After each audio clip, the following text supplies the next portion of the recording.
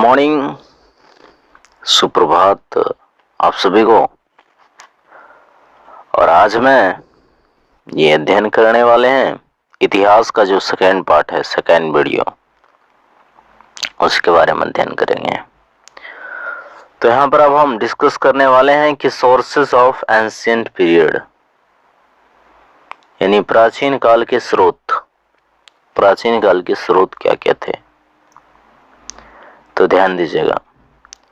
प्राचीन काल के जो स्रोत हैं यानी सोर्सेस ऑफ जो है यानी एंशिएंट पीरियड, तो सोर्स जो है तो वो सोर्स को हम लोग मुख्य रूप से जो है कि दो प्रकार से डिवाइड कर दिए हैं। एक होता है जो क्या होता है, लिटरेरी सोर्सेस होता है यानी साहित्यिक स्रोत, लिटरेरी।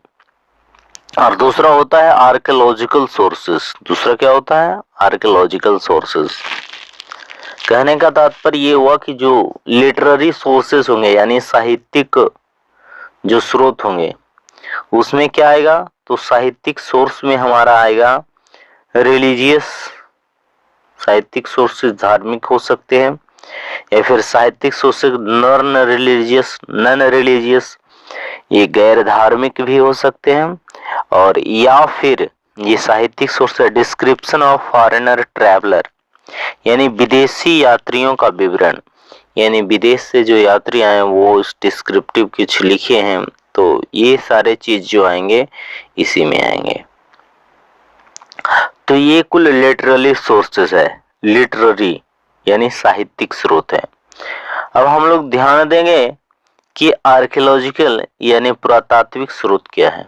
आर्कियोलॉजिकल पुरातात्विक स्रोत हमको किस किस चीज से प्राप्त होता है, तो देखिए। तो आर्कियोलॉजिकल सोर्सेज में हम लोग बात करेंगे, आर्कियोलॉजिकल सोर्सेज में जो है कि हम लोग बात करेंगे, तो आर्कियोलॉजिकल सोर्सेज में हमारा क्या आ जाएगा, तो आर्कियोलॉजिकल सोर्सेज में आ जाएगा फॉसिल्स, यानी फॉसिल्स का मतलब हुआ जो जीवाश्म यानी जो शेष बचा हुआ है, अवशेष भाग। या फिर हम बात करेंगे इंस्क्रिप्शन के यानी अभिलेख। उसके बाद बात करेंगे यानी मॉन्यूमेंट्स के यानी स्मारकों का, स्मारक। ये सब आर्कियोलॉजिकल सोर्सेस में आएगा। स्टैच्यू यानी मूर्तियां का अध्ययन जो हम लोग करेंगे, ये सब कुल रहेगा किसमें, आर्कियोलॉजिकल में। और ये कॉइन्स का, सिक्कों, यानी सिक्कों से भी पता चलता है बे, आर्कियोलॉजिकल सोर्सेज में तो सिक्के भी आते हैं ना। सिक्के से हमें ये पता चलता है कि विभिन्न राजा जो होते थे किस प्रकार से यानी उनकी राजनीतिक, उनके मानसिक यानी स्थिति पता लगता था। तो देखिए यहाँ पर लिटरेरी सोर्सेज है, क्या है, लिटरेरी सोर्सेज। तो ये लिटरेरी सोर्सेज है यानी साहित्यिक स्रोत है। तो इसमें हम सब सर्वप्रथम जो अध्ययन करने वाले हैं ये रिलीजियस के बारे में करने वाले हैं, रिलीजियस सोर्सेस, धार्मिक स्रोत। तो धार्मिक स्रोत का जो है कि हमारे पास बहुत से सोर्सेज हैं, धार्मिक स्रोत। तो धार्मिक स्रोत क्या क्या है हमारे पास, ये अध्ययन सबसे प्रथम कर लेते हैं। तो धार्मिक सोर्सेज में देखिए ब्राह्मण साहित्य जो है यानी ब्राह्मण लिटरेचर, ब्राह्मण लिटरेचर है।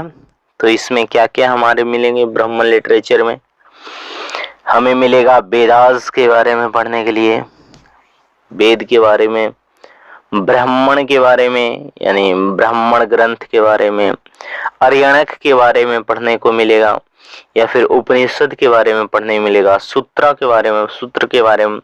उसके बाद वेदांग, महाकाव्य, धर्मशास्त्र, पुराण, ये सारी चीजें जो है कि धार्मिक हैं। और वट, ये क्या है कि सोर्स ऑफ हमारे क्या है, लिटरेरी सोर्सेज हैं, साहित्यिक स्रोत हैं एक प्रकार से।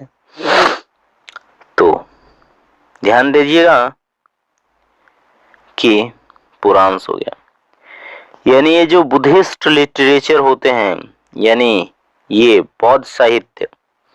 तो बौद्ध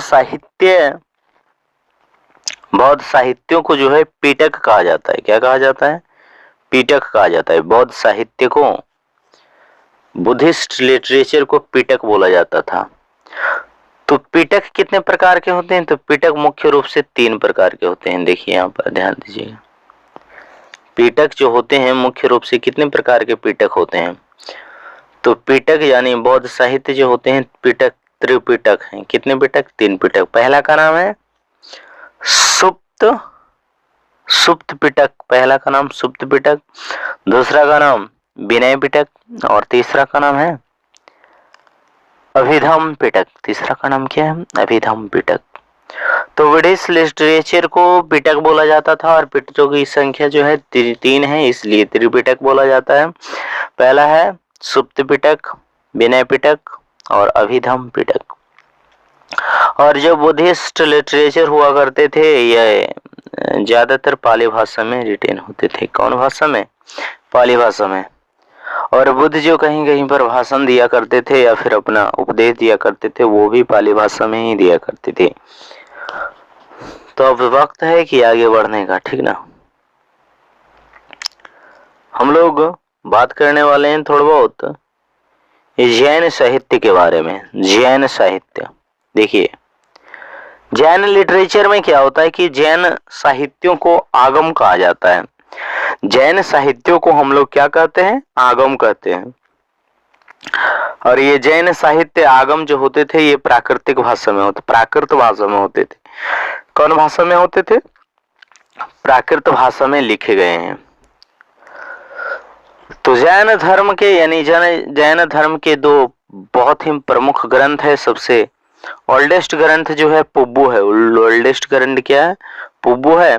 और एक ग्रंथ है जिसका नाम है कल्पसूत्र। यानी कल्पसूत्र और पुब्बू जो है लिटरेचर है, यानी ये टेक्स्ट है, ये एक ग्रंथ है। किसका है? जैन साहित्य का ये 2 ग्रंथ है। आगे अध्ययन करने वाले हम लोग नॉन रिलीजियस सोर्सेस यानी गैर धार्मिक स्रोत के बारे में। तो देखिए नॉन रिलीजियस सोर्सेज यानी गैर धार्मिक है, इसे धर्म से कोई मतलब नहीं होगा, यानी ये किसी खास धार्मिक पुस्तक नहीं है। जैसे अर्थशास्त्र जो चाणक्य के द्वारा लिखा गया, इंडिका यानी मैगस्थनीज के द्वारा लिखा गया, महाभारत महाभाष्य जो पतंजलि के द्वारा लिखा गया महाभाष्य है। आगे देखिए मुद्रा राक्षस जो विशाख दत्त के द्वारा लिखा गया। अगला है पंचतंत्र जो देखिए विष्णु शर्मा के द्वारा लिखा गया। अगला है अभिज्ञान शकुंतलम जो कालिदास के द्वारा लिखा गया है। तो ये सब जो है नॉन रिलीजियस सोर्सेज है यानी गैर धार्मिक स्रोत है, जिससे हमें क्या है पता चलता है इतिहास के बारे में। आगे देखना है डिस्क्रिप्शन ऑफ फॉरेनर ट्रैवलर यानी विदेशी यात्री जो आए वो अपने बारे में कुछ डिस्क्रिप्शन लिख कर गए, विवरण लिख कर गए, तो उसके बारे में पढ़ेंगे। तो बहुत सारे आए, ग्रीक ट्रैवलर आए, यूनानी यात्री भी आए हैं जिसका नाम टेशियस है, हेरोडोटस है और निर्याकस है और अरिस्टोबुलस है। कुछ चीनी यात्री भी आए हैं जिसका नाम फाहियान, वेंसांग, इत्सिंग,